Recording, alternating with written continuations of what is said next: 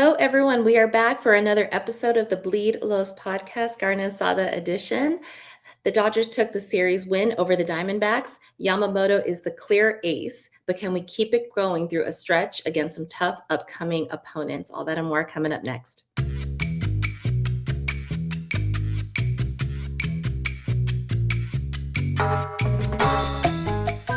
Hi again, I'm Drea, joined tonight by Anthony and producer Roger. We have so much to get into, but if you noticed a little while ago, there is a new song to intro us into the program, and it is brought to you by my very own father, Sal Rodriguez. He is the drummer for War, in case I've never brought it up on the show before, and he wanted to write a little piece to kind of give it a little Latin flair for the Bleed Los podcast, so I'd be hearing it right now.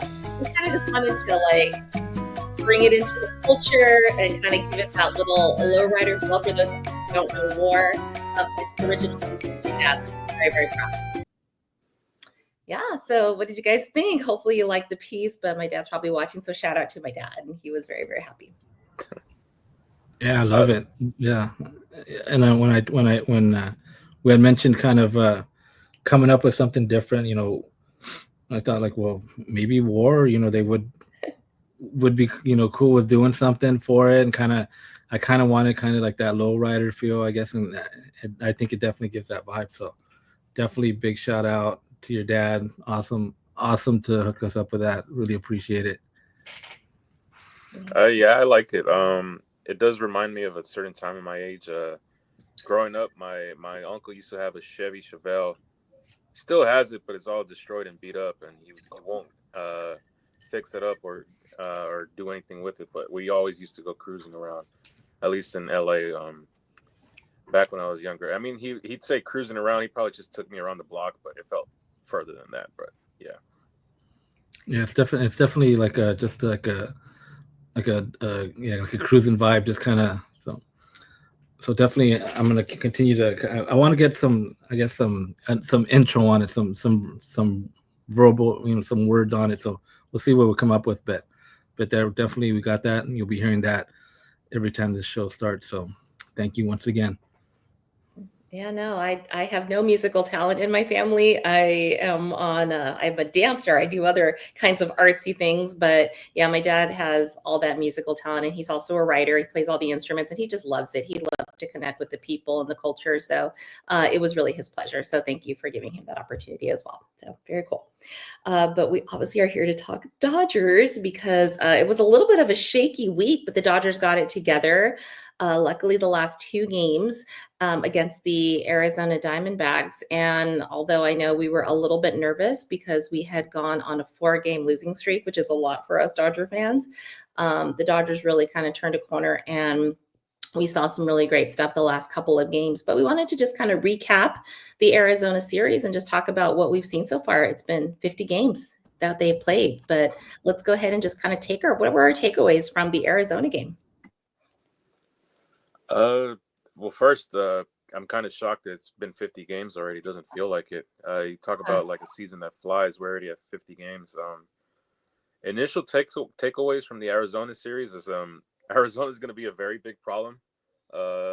Just because they battle us, they feel like they're not afraid of us, and why should they? Basically, initial takeaway was Yamamoto was out there dealing. He gave them 7 innings that the bullpen really desperately needed. And same with Dustin May yesterday. I felt like he rebounded pretty well from his previous start, which was pretty rough. But I feel like that might be him this entire season as he tries to find his way back into like being competitive here at the major league level, back from all those injuries and stuff like that. So there might be a few days where he's like very rough and he loses control, but then you'll have your days like yesterday where he was dominant, basically. Mm-hmm. Definitely, no. Yeah, too. I mean, the D-backs, yeah, they're definitely a tough team. Like Anthony mentioned, like I kind of feel like I don't think there's many teams out there. Dodgers are the champions, but I feel like every team that they face wants to go up against them, and they're not afraid to back down from them. We've seen that. We saw that. I mean, even with the Angel series, like I don't know if we jinxed it or not, but we all called for a sweep in that series. We did get a sweep, but it went the wrong way. And that was a series too. Like they just kept fighting and come back. Now too, I also get it. This isn't the Dodgers team that we've expected to be seen at this time, right? There's a lot of injuries, but the D-backs, they played hard. And they had Burns going yesterday. Burns made one mistake to Teal, and he hit it for the 3-run home run. So they're gonna play tough, but like I mentioned, I'm still kind of waiting for this Dodger team to get at full strength, and we see what we got, and hopefully they do get at full strength. It does seem like some of these guys are on their way back. Glasnow's throwing, Snell's throwing, so they should get there pretty soon. But other than that, like I said, the D-back series was a good series. They lost that first game and bounced back with Yamamoto, like he was dealing. He had that no-hitter going.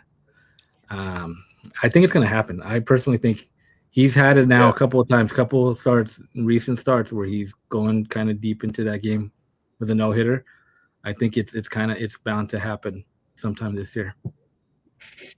Yeah, I think we're super afraid to jinx that one. So I was in like several text chains when it was happening or could have possibly happen. And, I think we're going to see it too. Something tells me that Yamamoto has the stuff to do it, and it could likely be this season. So that's very exciting.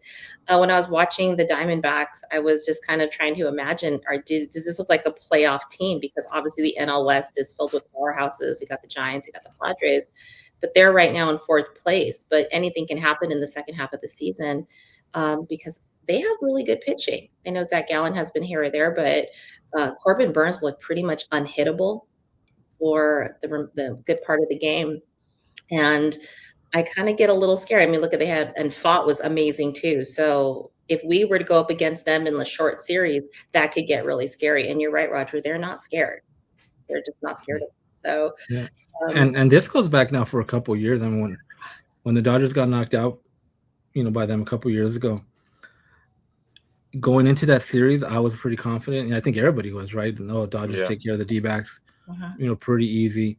And I was covering that playoff series, and I remember, so I would sit in like during the conference when they spoke to the manager and then some of the players, and they came in, like the general manager, and they talk. And when I walked out of it, I'm like, I kind of just started feeling a little bit nervous. This was even before game one. I was like, you know what? These guys are confident. They had like nothing to lose.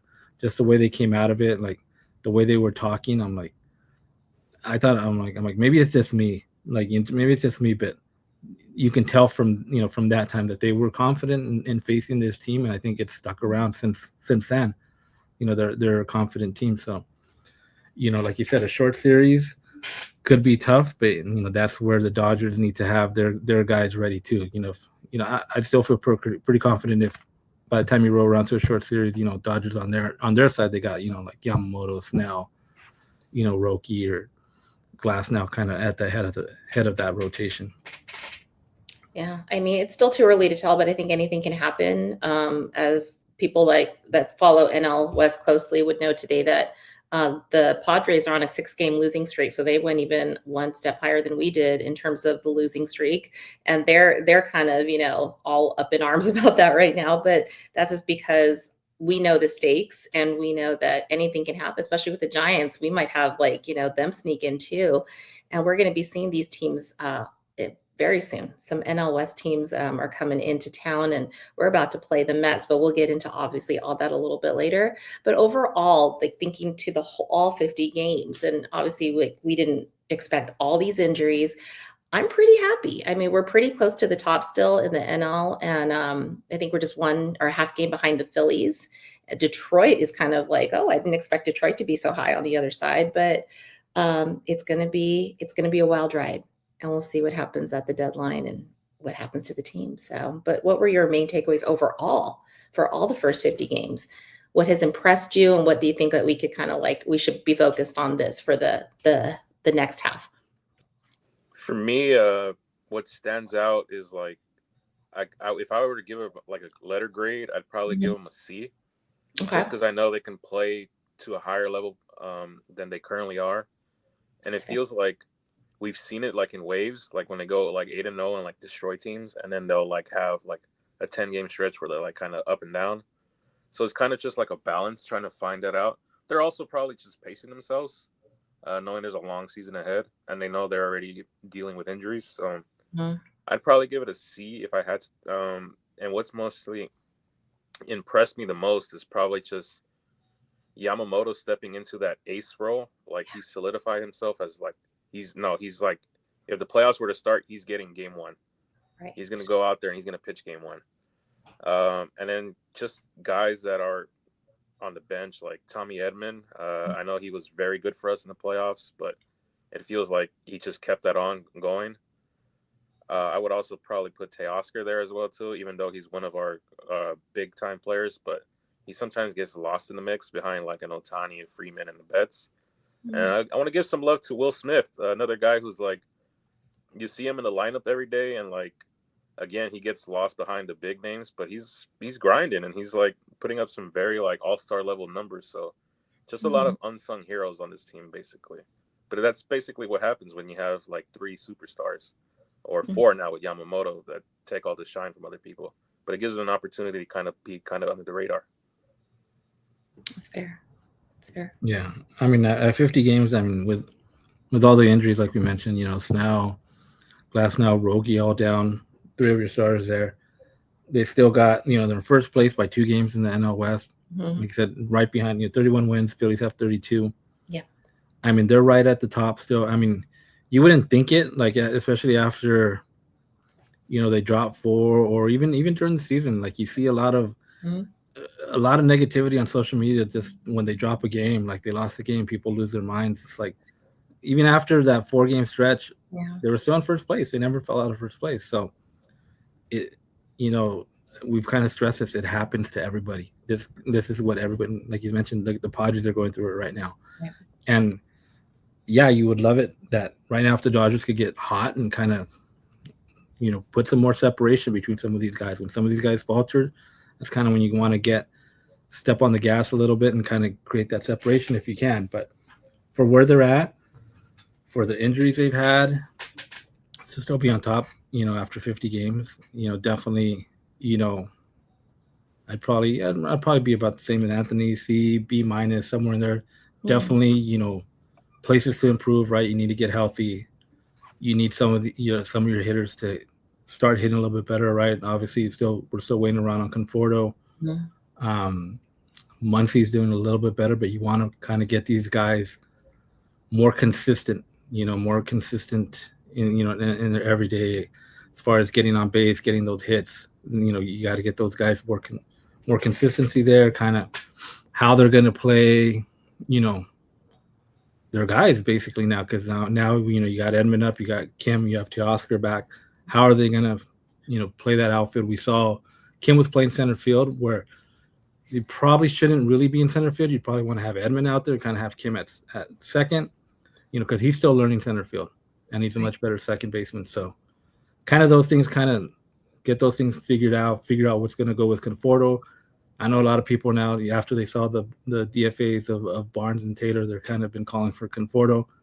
Still don't think nothing like that's going to happen. Not until at least, if anything happens with Conforto, they're going to give him time to at least get it going. Probably until like around the All-Star break.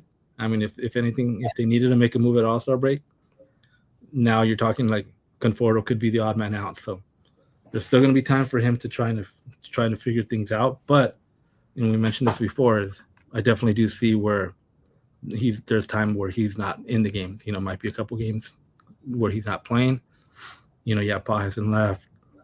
Edmund in center and like Teoscar in right. So definitely, I think we're going to start seeing stuff like that. Yeah, no, I echo all of that. And I think we tend to forget, kind of like, since we're in this season right now, what it was like a year ago at this time or 2 years ago. And we did have rough stretches in the spring last year. And I was looking at some numbers today, kind of seeing, well, what were we doing? What was the win-loss record a year ago? And in 2024, when we won the World Series that season, we were at 33-17, and today we're at 31-19.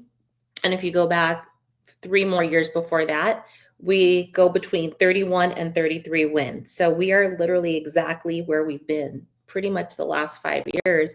And the Dodgers are nothing if they're not consistent. And I think they've proven that where if they get thrown a challenge, the front office knows how to meet that challenge. So I definitely will just commend the front office, because they've obviously had to make some really tough choices in the last week that I don't think a lot of us thought that they were going to go full force and really do what they did, because we all know how beloved Barnes was. We know what Chris Taylor has meant. And I think the last time we did this show, we were kind of thinking what would be their next move. And we were all kind of leaning towards Taylor.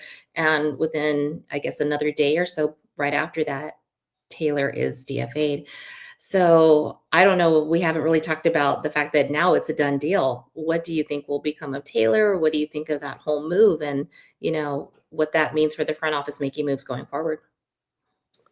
For me, I was kind of surprised he was still on the team. And like I say this like with the most, like, I don't know how to say it because it's gonna sound like I'm an awful person, but I was surprised he was still on the team after the World Series. I thought he was gonna get not let go, but a traded to somewhere else maybe for like, because the Dodgers love to offload salary for like random minor leaguers that we don't know, and then they turn out to be somebody. So I thought that was the role they were going to go with him, and I was kind of surprised when they ended up trading Lux instead of him. But I guess Lux being the younger player, you can grab more for him compared to Chris Taylor, who's towards the end of his career. So I was actually kind of like surprised he made the team, and I guess they were waiting to see if Kim would have came out the gates swinging in spring training. I think they would have made that decision a little bit earlier. Maybe they still hold on and want to see Kim, what he can do down in the minor leagues. But if his swing isn't as rough as it was when we saw during those spring training games, like, I'm starting to wonder, like, what if Kim breaks out of camp? But if it did look like it was, maybe they went with Taylor just because he's the veteran. He kind of has that veteran experience, and they're going to bet on the veteran. But I don't know what his next move is, honestly. I haven't seen anything. I haven't read anything. So maybe he's just want to take his time because he was with the Dodgers for so long. So it's kind of just like a big move to kind of move your family to Los Angeles, and maybe you're going cross country somewhere else. So maybe he just wants to take his time. But honestly, I don't know what his next move is. Yeah, Dave Roberts was mentioning yesterday, I guess, when they spoke to him, he wants to find a place where he can play, obviously, more time to play. And I heard something today that was in San Diego, their paper out there, I think the Union is called. I don't know if it's a rumor or the writer was saying they might take a look at him, the Padres, but because they have a situation in left field where they don't really have a left field. I think Jason Hayward's playing out there, and he's not playing. He's not having a great season at all. But he did mention that Taylor, so far to this point, he's even doing worse than Hayward. So doesn't really know if that's a match, but I'd imagine that's what Chris Taylor is gonna look for. Somewhere where he can get consistent at bats. A lot was said. With the Dodgers, a lot of people were saying, "Oh, they got a DFA." The guy was playing like once a week. It's hard to play once a week, and be consistent and show something. So I'm sure he's going to look for something where he's trying to play more than once a week and trying to show his value. But we mentioned this last time, for everything. Obviously the last couple of seasons have gone pretty bad for him, but Chris Taylor did a lot for this team. Like you mentioned, those home runs, the moments in the playoffs. So definitely he's going to be remembered a long time as a Dodger that had a lot of big moments wearing that uniform. Yeah, no, I see them also talking about, as I like you say, the Padres were discussing in their chats today, like, let's take a look at Taylor. And I did see some comments about Hayward. And remember, Hayward was the Dodger, like, it feels like, not that long ago. He's Freddie Freeman's best friend. And there was also some chat about just the vibes being off right now. And naturally, if they're losing 6 games, they're probably off. And then it made me think how appreciative I am of the vibes that we have in our clubhouse, because you can clearly see when you look at all the footage that these guys are tight. And even when they hit adversity, they don't go after each other. They support. When Yamamoto was having his amazing outing the other day, and then I believe it was Tanner Scott that came in and allowed the tie run, I believe, in the later innings, and we had to go to extras. I saw Yamamoto footage of him kind of tapping the knee of Tanner Scott, because Tanner Scott was kind of sitting there like, oh my God, you could see that it bothered him that he had let the game tie up. And ultimately we won that game, but you see the support that they have for each other. You see how much they care about each other. And even when they go through tough times, they don't panic. And I think as fans, sometimes we panic and we want to, like, get really, what's going on. And I know that I have emotional responses during the game, but at the end of the day, I think that they are such a professional organization and there's a really deep morale in there. And I mean, credit to Dave Roberts. He's got a lot of people to manage. And when I listen to him speak, he never throws his players under the bus. He always makes sure that he protects them and what they want and making sure that that he's listening to them. And so naturally they love each other, they perform. And even with the new guys, you're seeing that they're already feeling those vibes. So people like him who've already come up, I think that the reason why they're performing, like he's performing so great, is because he's already feeling that support. So I wish nothing but the best for Chris Taylor. I hope he doesn't end up on the Padres, because I just feel like I just can't see him in a Padres uniform. But obviously he's in control of that and he can decide what he wants for him and his family. But he'll definitely be missed. A lot of good memories there. But on a flip note, we're going to talk a little bit about pitching. There was some interesting news about Shohei that came out. It sounds like Dave Roberts said that he's hinting that Shohei could be taking live at bats very soon. So I don't know what that's going to look like since he's in season and they're obviously not going to send him up on a rehab assignment or send him to OKC. What would that look like, or how would that be? What's the timing? I don't think we have answers to that, but I wanted to know your thoughts on Shohei possibly like taking a step up in his pitching progression. I'm excited because sometimes I forget, like when he's batting, that we still haven't seen him pitch. I don't know, we've seen him pitch when he was on the Angels, but we've seen him pitch as a Dodger. So I'm excited to see what that next step is, whether it's just like facing live ABs at the stadium, whether it's just like a bunch of like minor league guys that they call up just for that, or if it's our own hitters and stuff like that. So I would hope it's our own hitters, like guys like Muncy or like Freeman, who have a good IQ of the ball and can be very honest with them, like what they see, what they don't see, and stuff like that. So I'm actually kind of excited to see what happens next. I'm still very cautiously optimistic because, like, again, he does so much for us on offense that I don't want something to happen on the pitching side and then messes with him mentally. Like if he faces a setback of some sorts.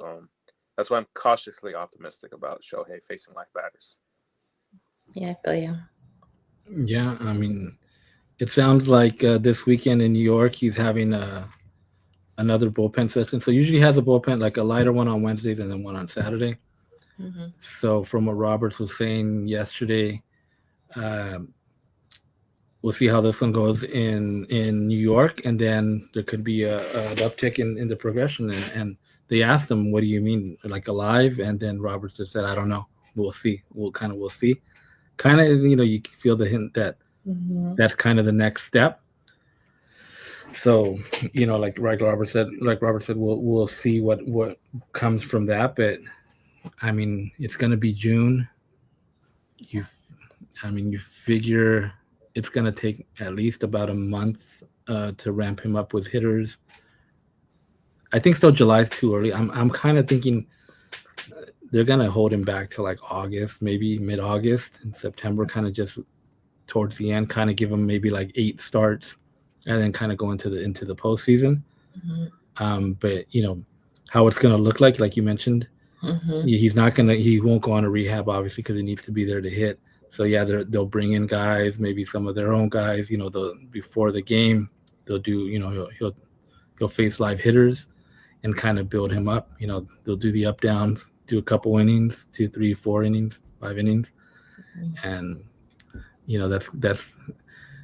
It is interesting though, because like when he has to do, if they're trying to build him up, 4 or 5 innings. So is he going to do that before the game, and then he's going to go ahead and play a game? Yeah. So that's going to be a little tricky, I think. Kind of how are they going to manage that, and then have him play a game right after? So. No, I thought about that because it's like you can't like burn the man out. You have to make sure he takes care of his body to pitch and to hit, and he's I mean, he's a unicorn. He probably is going to do things that we can't even imagine that he's going to do. Maybe they already know, like, this is the plan, but they're just not going to really reveal it to us publicly yet. But they have a pretty decent idea. But I think that everyone wants to see Shohei in every game, but maybe he'll like on the days when he does his ramping up, he won't play that one game. Perhaps. I don't know. But I think that post All-Star break is probably fair to assume that that's when we'll start to possibly see the outings. It's hard to see it before because the work, like you said, Anthony, we don't want anything to happen to him. I think that the whole idea is they want him to pitch in postseason and be healthy and ready to go. So I think they're going to handle him with kid gloves, but you can see it in his face. You can see it in his body language. He is going to pitch this season. That is what he's planning to do. And there's no ifs, ands, or buts about it. So it's going to be so exciting. I'm excited for that. Just like I was excited for Kershaw. I know Kershaw didn't have his best first outing, but I believe he pitches again tomorrow. Am I right? Is he the next in line for the rotation? Yeah. Okay. Yeah. We'll start the series. I think that he'll be fine. I think it was rust. I mean, obviously we all like look at Kershaw and I think we just want him to succeed because it's Kershaw and he feels like, our baby.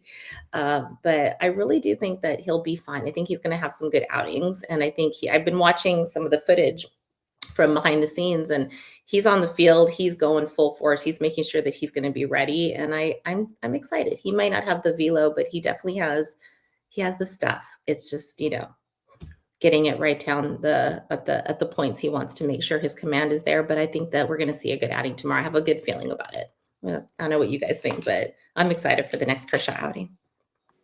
I'm excited too. I think the first outing was kind of rough for him, but this one will be an actual test because he's playing against New York, the Mets, and the Mets are pretty decent team. I know they got. I laugh because it reminds me of. Bueller faced him and he got ejected and he was talking some smack on social media. So that's why I laugh at it. So I think the Mets are still feeling a little way that their season ended the way it did last year. So I'm excited to match up against them. A nice little rematch of last year and excited how Kershaw looks out there against them. Yeah, I mean that series is, just based on the matchup, it's going to be tough. Right now, you add that it's a rematch of the NLCS. The Mets are probably looking for a little bit of revenge and trying to win some games there. A New York environment, all that stuff, wrote into this series. So, but with Kershaw, I don't expect Kershaw to be out there and going to be your number one guy, right? He's like your number 5 guy, your number even 6 guy right now. He just needs to kind of just give you some innings right now. He's kind of that guy that you want him to give you 5 innings, 6 innings. If he can give you that and keep obviously the scoring down, if he getting 2 runs, 3 runs, kind of in that neighborhood, that's kind of all you're asking for Kershaw. And obviously to pick up those final strikeouts that he needs to reach his 3,000. Yeah. Other than that, that's kind of what you're looking for Kershaw, just to give you some help, especially right now when you have so many guys down. And Kersh is Kersh. That guy he's gonna compete. He's gonna go out there. He's gonna battle. And we'll see what he's got. Like you mentioned, I think it was, he's still building up. He was facing AAA guys. Just he's already kind of just working on everything, and kind of now he's at that level, and he's trying to get back to that point where he needs to be. So. But I'm excited for this series. Like you said, the Mets, they have Soto now. Soto hasn't been having the best season that he'd want to to this point. But, we'll see how they do. And tomorrow it's Kershaw, Griffin Canning, and then Gonsolin, Peterson, and then they got Knack and Senga on the Sunday game. So, our rotation, that's like we mentioned, it's not the strongest rotation for this series. But you're hoping that these guys can give you some innings because, as we mentioned before, that bullpen is pretty taxed, and these guys got to give them innings to just let that bullpen rest a bit. Yeah, I mean, we need length, and I think that that's where it was so awesome seeing May go yesterday to really go the distance. And he was hitting his spots, and you can see it in his demeanor. He was so like, he understood what he had to do, because it's all about saving the bullpen. I mean, those guys are dogs, but they can't be, worked into the ground either. And we have so many of our all-stars and our World Series dogs down right now, but they'll be coming back. We have to make it through the next. If you looked at the schedule, the next 4 weeks are probably going to be one of the toughest runs of our entire season, and we're playing almost exclusively 500 plus teams. Like, they are good. And as far as like seeing Soto as a Met, we saw him as a Yankee, but he's going to be on the Met. He's on the Mets now. They have Lindor. They have Alonso. They have some really good players, and they have a really good pitching staff. And so they've kind of gone back and forth, but they're really still at the top of their division. And I just still, even though when I was thinking back in off season, how there was like, are we going to get Soto? Are we going to get Teo? And at the end of the day, I'm so glad we got Teo. He's so clutch. He's our boy. And after watching him come through for us last night, because I was a little afraid of the Burns outing. I did not think we were going to possibly beat Corbin Burns. I mean, who hits him? And I was really, really impressed with the way the guys banded together, and they strung some hits and they made it happen. And Teo was the hero of the game for us. So I think that we ended up with the good end of the stick on that deal. I mean, that type of game like last night, that's the type of game you get in the postseason, right? You get their best guy, the best. their top of the rotation guy, and that's how postseason games are won. That one mistake, right? And that one team takes advantage of it, and that's how they win the game. So it played out exactly like you'd expect a game in October. Felt like a playoff series, did it not? It kind of felt like this is what it could a passing game. Yeah. Yeah, because even the extra inning game, like the Dodgers didn't go out there swinging for the fences. They grinded out that win. They played some small ball. They got lucky that who was it? Will Smith got hit by that pitch. Yeah. But like they didn't panic, and like once they saw that the gates were moving, they just kept it going basically. Yeah.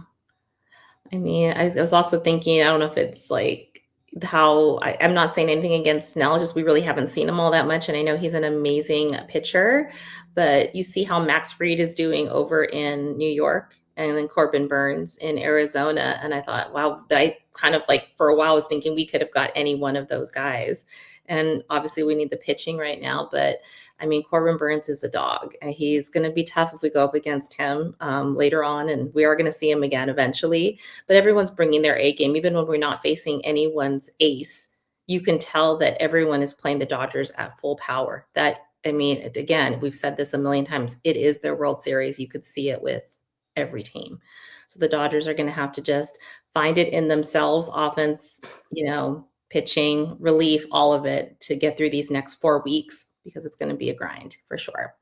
But I have a question. Maybe you guys know it better than I do, but what is Snell's like? Because I know that I'm not Snell. Snell's on the IL, but what is Glasnow going to be doing? Is he scheduled to come back in the near future? Is that more going to be, delayed? I don't know if you know, Roger, kind of what is happening with him. So according to Roberts, Glasnow, so those guys stayed behind. Glasnow, Roki, Snell, they stayed behind. So they're going to be working out at the stadium. And Glasnow will be having a bullpen on Friday. So we'll see how that goes. I mean, we've gotten to that point with Snell before, and once he's gotten to that bullpen, it kind of ends. So we'll see, he actually goes through that bullpen tomorrow, and we'll see how he responds from that. But for now, that's good news, right? He's getting back out there. He's gonna start kind of ramping up, and I would assume a couple of those, if all goes well, definitely a rehab assignment. I don't know, maybe about a month if all goes well, probably. Okay. So late June. Yes, I want to see him succeed. I think he also wants to succeed for himself, because he wasn't able to make it through the full season last year. And so I think when you have all of our guys that we have on the IL, the main ones and the original rotation back, and Roki comes back, and I feel like he has more confidence, I think that we're going to see some really great stuff. And the end of our season, as far as like toughness, isn't as bad. Like it doesn't mean that we'll win every game and teams will play as hard, but it really is. We have one of the easiest schedules in terms of all of Major League Baseball after these next 4 weeks in terms of just numbers. So the guys probably there, they know this, but we're going to see some really good baseball. And I really think that the Dodgers will step up to this. So kind of excited, kind of nervous, but I really think that it's going to be a fun month. But I definitely wanted to kind of get into some fun things that we saw this week. I know it was big bobblehead nights over at the stadium. I know you guys were there for some of the big promotions, but I saw the footage. I wasn't able to make it to Mexican Heritage Night, but I know Anthony, you were there and you were able Yeah, it to get was. an awesome jersey. So I want to kind of hear about that because I know they brought out some really great stuff on the field. So what was that like? What was the vibe like there that night? It felt like home. Mexican heritage is very important to me because I am half Mexican. But it felt like home. It felt like I wasn't at the stadium. It felt like I was at someone's backyard, and like we just decided to throw on a Dodger game. It didn't feel like that once we blew the lead. Then it snapped me back into reality. Like, oh man, we're gonna lose this game. Thankfully, we won on a walk off, but I enjoyed it. I'm a big fan of the Lucha Libre, as they say, the wrestling there. There was a lot of just great vibes and great feelings everywhere. Just a lot of party music. It felt like a very big barbecue, like a carne asada, essentially like this. It didn't feel like it was a normal Dodger game, middle of the week, which is rough. But it felt like a ginormous party, basically. Yeah, I mean, I thought it was. I've been to some of the other Heritage Nights as well, and I think I've been to Mexican Heritage Night in prior seasons. But I think for this one, they kind of really went all out. Like they had more stuff than I've seen for other Heritage Nights in general. Just they had a banda on the field and then they brought out the ring into center field. They had never done anything like that I remember, and just the vibe was different that night. The jersey was different that they gave out. I was trying to do some research because Anthony and I kind of we follow wrestling, and I don't believe there's ever been a wrestling match at Dodger Stadium I don't think in so. their history. Like not in the old school days, and sometimes you'll see like big pay-per-views from major company like WWE or whatever at a stadium, and there's never been any type of wrestling at Dodger Stadium. So that was the first time ever that there was actually wrestling at Dodger Stadium, which I thought was pretty cool. They did it for Mexican Heritage Night, and I wonder if they'll continue to do it next year because I think it was pretty cool. I went down there. We were right in the back of center field, kind of, about 20 feet from the ring, kind of just checking it out. Different, something like that, something totally different that I had never seen them do at the stadium. But I think they definitely went all out for that night, and it was fun to see, and hopefully they continue to do that. I think that is something that I'm super excited that they're not just like half-assing it. They're really putting attention to detail and really thinking what's going to mean something to the culture and the different, it's obviously Los Angeles is a melting pot. We have so much diversity, but that the Mexican American fan base is huge supporters. If you go to the stadium on any given day, any day of the week, weekends, you name it, you look around and you see the support that they give to the Dodgers. So I really feel like they met the moment on that night, and it was really fun to see that. So just excited. I think you got the jersey, right? Yeah, I do right here. Yeah, let's see that thing. Yeah. That is so rad. Oh my God. So it has that whole reminds me of Anthony Banda. Yeah, it has that whole Lucha Libre theme on there. It says Campeón on the bottom right. It's like yeah. And so it has little flag. This is what the front looks like. It has the flag there. Beautiful. And it even has the World Series championship thing in Mexican colors. In Mexican colors. That's very cool. And I don't know if you guys caught this, which I also thought was very cool. But I think it was only the those Dodgers account that did it. They did the lineup, and the players were all wearing masks. Did you guys see that? I saw that. Yeah. Did you see that?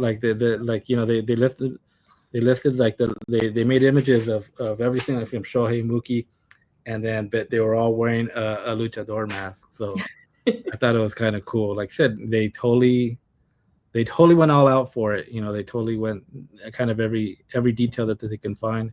I think they did it for it. Yeah, no, that's something that I'm really excited to see what they do in the future because they keep one-upping themselves, and I just love that they think of the food and the entertainment and just what's going to make the crowd just excited to have the whole experience. And yes, we did pull out a win that night, and I think we have quite a few walk-offs at this point. I wasn't expecting as many as we've had, but the Dodgers don't give up, and that really is a testament to it could be the ninth inning, but they're still gonna fight. So I'm really proud of our team. And in the first 50 games, they have shown resilience. And I really am excited for what the next 50 bring because it's going to go by really, really fast. And again, Shohei's at the top of those numbers still. I think he's tied with it's Schwarber for the most home runs right now. So it's him and Kyle Schwarber. So they are with 17 home runs. And in 194 at-bats, he's batting 304 and has 11 stolen bases. So Shohei is doing, again, Shohei things. He doesn't seem to be slowing down at all. He's giving us another amazing season. And with all the pieces around him that are performing so well, Freddie and even Mookie. Mookie has showed some great life this week. We're still in for some really great Dodger baseball this season. So very exciting. But our next opponent, like we were talking about, is the Mets. And I think it's followed by the Guardians. Is that correct? So we're going to have a fun week ahead of us. Do we have any predictions for what we think? And we're not going to say sweep. We're not going to say sweep. Yeah. So I learned my lesson. 2 of 3 on both. We're going to take 2 of 3 on both of those series. That's going to be my prediction. What do you guys think? Just giving a quick glance, I think we do take 2 of 3 against the Mets, and the same against the Guardians. I think that it says Wednesday, May 28th, 10 a.m. I think that's the game the Dodgers drop. I think they're just going to be like half asleep zombies, knowing that they go back home to face the Yankees. So I think that might be a very bench guy lineup. Yeah, like a bunch of guys that are normally don't play will be playing that game. 10 a.m. our time. Yeah, that's brutal. You don't do well in the morning games. I've never seen it. I mean, we have sometimes, but early games aren't our thing. Roger, what do you think they're going to do? 2 or 3? Yeah, I want to stay optimistic and say 2 out of 3 on both of those. Okay. Though, I mean, like I said, that Mets series, given what it is, given where the pitching's at, I mean, I wouldn't be surprised if they did drop 2 out of 3 there. But I want to stay optimistic, and I want to see them take the 2 out of 3. But yeah, and then the Guardians, so kind of the same thing. I think if they get four wins, definitely real good. Mm-hmm. And even if they split it, I think I'd still be okay. If they come back 3-3, you'll take that. But gonna try and stay optimistic on this one and go 2 out of 3 on both of those series. Yeah, it's going to be exciting. So I'm definitely going to echo everything you're saying, because even though we'll have another show before the next rounds after that, just to kind of give you a little bit of a future glance, we're going to have the Yankees coming up after that series. And that's going to be super fun at Dodger Stadium. So it's going to be a World Series rematch. And so we'll see how that goes. But I really do think that once we kind of get through these next 4 weeks, we're going to come out on the top end of it. I think we're really going to have more wins than losses, and we're going to be pretty proud. We might be beat up still, but some of our guys will be coming back in that time, and we'll see some good stuff. So I'm going to remain optimistic. I definitely think that we have a really good team, and the betting odds, I think, were released today. We're still at the top of the betting odds to win the World Series. So even though we struggled, we're still, the Dodgers. And I think the front office knows that the race is tight, but they're going to do what they have to do to make sure that the best possible team is on the field. But that's all that I have, unless there's anything else you guys want to add tonight. Are we pretty much wrapped up? Yeah, on my part, actually, it's funny that you brought up betting odds, because it reminded me of the bet that I made when I was in Vegas. And every team that I put in there, it went bad. And the last team that I have is the Dodgers, but I didn't pick them to win the World Series. I picked them to break the win record.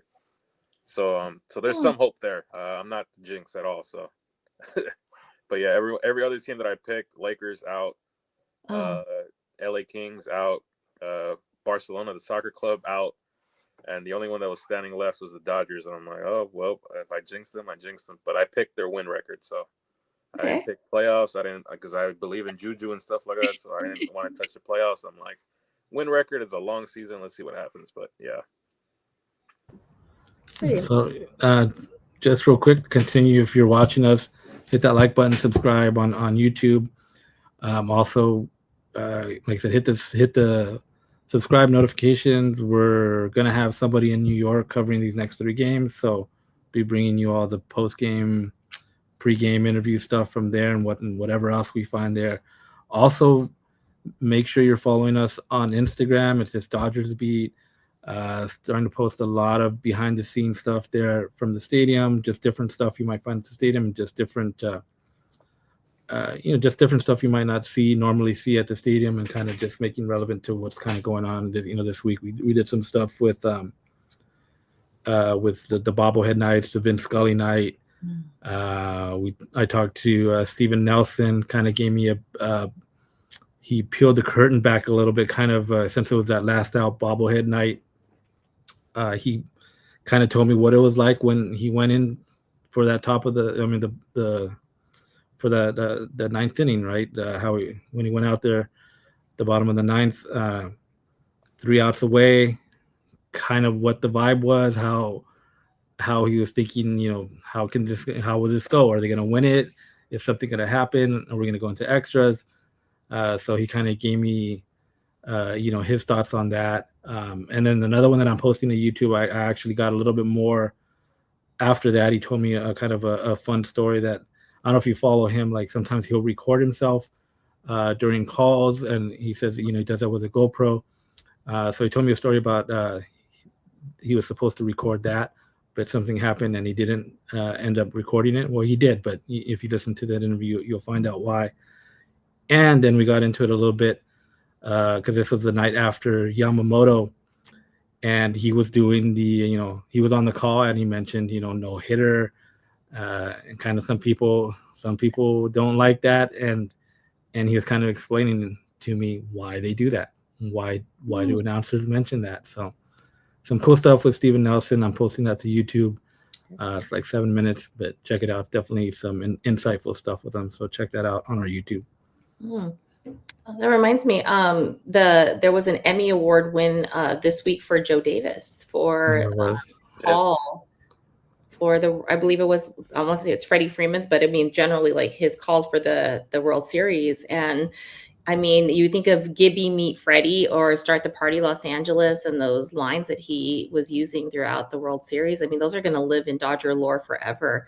So congratulations to Joe Davis, because I mean, I love him, love Steven Nelson. He's a storyteller himself. So there's kind of like those little hints, even though we don't have Vince Scully any longer, you can see the influence that he had on them and their storytelling abilities and their, play by play. So I just think we're so lucky as Dodger fans to have these guys representing us, and they seem like such really great people. So just like last thing on that too, speaking of Joe Davis, if you are in the Claremont area next Friday, he is doing a signing at Legends Attic. Our friends at Legends Attic. It's owned by Oral Hershiser and Eddie, and so co-owned by them. And Joe Davis will be there. The home run ball, the Freddie Freeman home run ball, will be there. So Joe Davis will be there. I heard Jaime Jarrín will be there. Rick Monday will be there, because they're also celebrating their 1 year of 1 year anniversary of opening that store. Okay. So it's going to be a pretty cool day. You can get, you can meet Joe Davis. You can go. It's if you just want to go and hang out, that's all free. You can purchase to buy, an autograph from Davis and I think Oral Hershiser. You can get that if you search like Legends Addict in Instagram. You'll find them. Give them a follow. But we'll be out there as well that day. With Joe and Oral that day, so it should be a cool day. That's exciting. I've been to Legends Attic one time. It's actually my first and only time meeting and talking to Oral for a little while. And I mean, I feel like an out of body experience because he himself is like a legend who owns this store. But it's such a great vibe there. You'll see so many great things that they have and relics and memorabilia. And they just do some really great events. So definitely check that out because that's a store. If you're a Dodger fan, you definitely want to get out to Legends Attic at some point because it's a definitely great experience. So very fun. But that's going to do for us tonight. So, like Roger was saying, please check out dodgersbeat.com. There's some great content on there. He's always adding tons of material behind the scenes. You have pre-game, post-game. You can get all the latest Dodger info. And like you said, our handles are on the screen right below us. So please check those out on Instagram and X. And until next time, go Dodgers. Go Dodgers.